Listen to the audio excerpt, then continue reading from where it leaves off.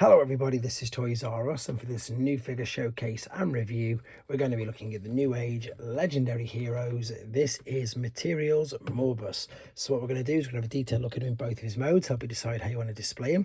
We'll have a look at the accessories that come with him to see how he looks with them. We're going to do some comparisons with him and his original Generation 1 self, and of course we'll bring in some other figures just to see how he looks and scales with all of them as well. So as you can see, quite a bit to get through in this video. So as I like to pop everything away, I like to remind anybody who's not subscribed to this channel, if you'd like to hit that subscribe button for me now please, because it really does help me out.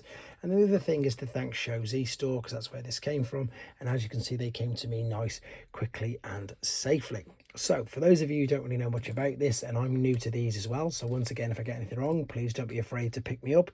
This is Newage constructicons. In fact, they're not even called constructicons, they're not allowed to be, because as you can see the company there is Newage, and this is a third-party company that isn't licensed by Hasbro or Takara like 30 and Flame Toys, etc., so they can't call them by the proper names.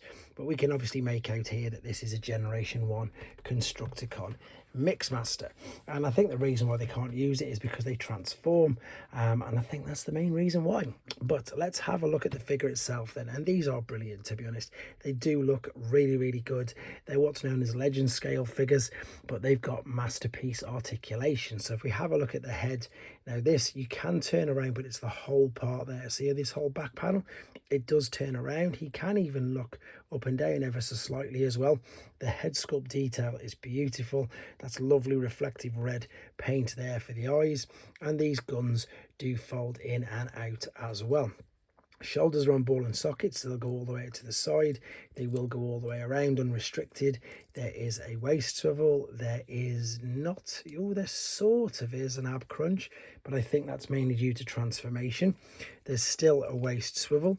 The hips are on ball and sockets, so they will come, they'll come right the way out, and they'll go right the way. Will they go all the way forward? Is this a skirt? Yes, it will. So you can bring this up to about, oh no, it will just go past it. It does take a bit of force, but it will go just about past it, and it will kick all the way back. Again, it just gets slightly caught by these little parts. There's a swivel at the hip though. There's a knee bend. There's like a double knee bend, to be fair. Look at that, it's brilliant.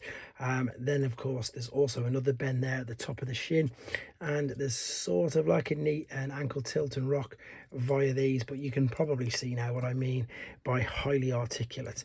There's also the swivel at the bottom of the shoulder, the bicep, and even the fists. These do not turn around, unfortunately, because they're attached to there, and they do fold in. Now you probably noticed that, and this is quite rare in my experience in a Newage figure. I'm perhaps guessing, again please let me know in the comments, it's because it's one of their early figures that there's a gap in the back of the legs there. It is only small, but once again that is mainly for transformation. Probably one of the main reasons why it's there. You can turn the wheels behind or there if you want. It's up to you how you want to display them, but as far as first impressions go, I'm sure you'll agree he looks great.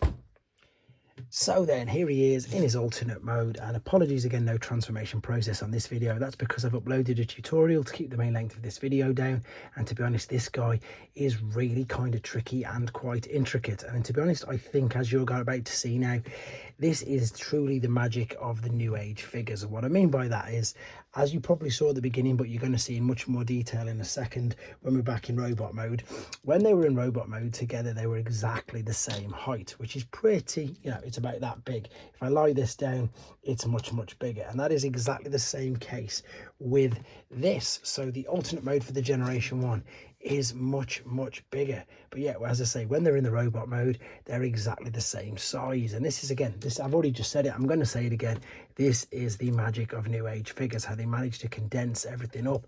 Everything sort of folds out, tucks away inside each other, and I'm sure you'd agree, it looks great. It really does work. It's a brilliant homage to the original. All again, same, all the wheels all roll round, but it's just so much smaller. It's just really clever how they do that, and I really wanted to get that across in these videos. This doesn't rotate and spin around, unfortunately, like the other one did, but it does extend in and out as well, which is great. And of course, that's going to be useful for the, of course, the combined mode. As I've said, all the wheels are on individual pins, which you can see there. You've probably got a little bit of an idea of how this is transformed looking at it, but it's great. You've got the grille there. It all fits together really well, nicely. With regards to, I suppose, size comparison, you know, look at that.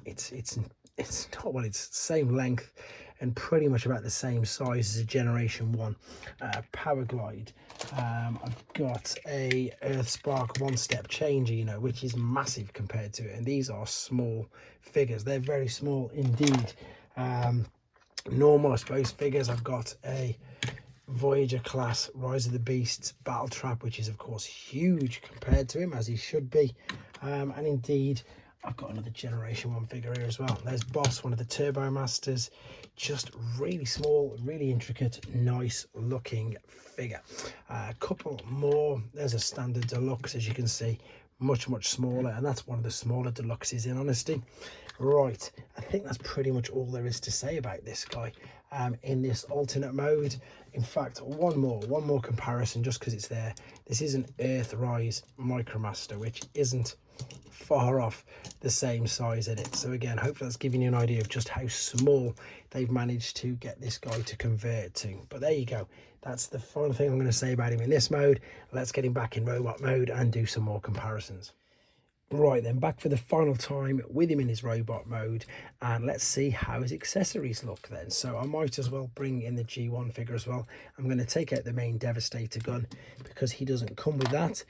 The gun that he does come with is quite similar to this one.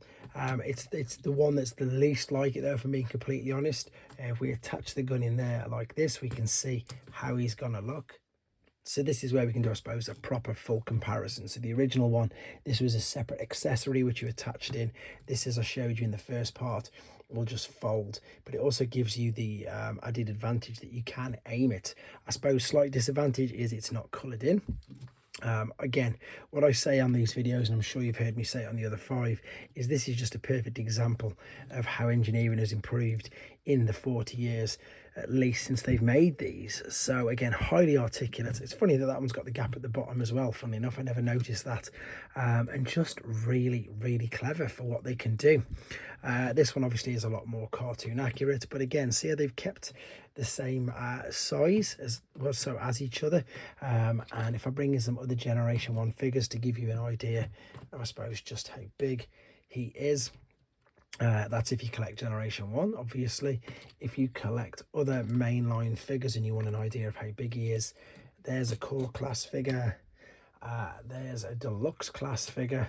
So as I've said again in all the other videos, he's sort of in between there. So even though there's no point me bringing him in because he's going to be much bigger, there's a Voyager class figure, which you can see he's nowhere near. These tend to fit scale-wise, as I say, right in between your core class and your deluxe figures. But again, they look great. I haven't shown you on this, but it's the same as all the others. He does come with a trumpet, and of course that is to recreate the coronation of Starscream scene. With regards to some other figures, there's another Newage figure, so you can see scales with them. And I seem to be using these a lot recently, but that's because they're always the ones to hand. So that's a Mechanic Studios Sandstorm. That's a Magic Square Trailbreaker. And indeed, that's an Iron Factories Mirage. So you can see these guys pretty much do scale really well together, and these are what's classed as Legends scale figures. So that's why they all scale pretty well together. Right, not really too much more to say about him. He is great, and as I say, 2 more videos coming up then, guys. Direct comparisons of all of these in both of their modes with the originals, and of course the combining mode video of Devastator himself.